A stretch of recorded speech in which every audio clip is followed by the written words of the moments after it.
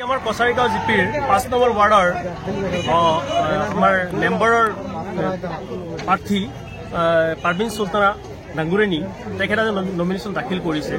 আমি এটা আশা কৰিছো আৰু ৰাইজেও দেখা পাইছে আমাৰ মাননীয় মুখ্যমন্ত্ৰী ডাঙ্গৰে যিটো কথা কৈছিলে নতুন নিয়মত ইলেকশ্যন হ'ব, সেইকাৰণে আমি দেখা পাইছো প্ৰতীক চিহ্নবিহীন আমি আমাৰ প্ৰাৰ্থীক লৈ আহিছো।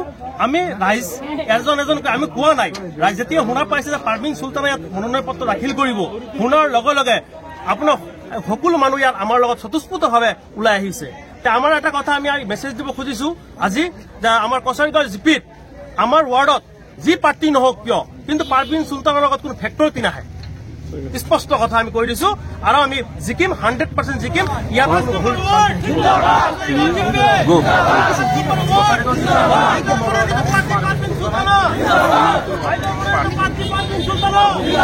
প্ৰায় 90%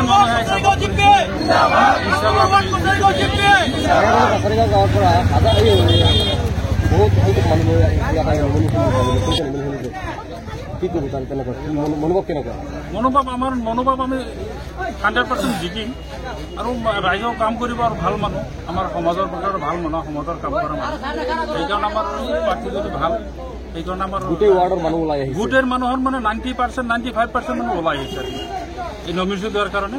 এটা নিশ্চিত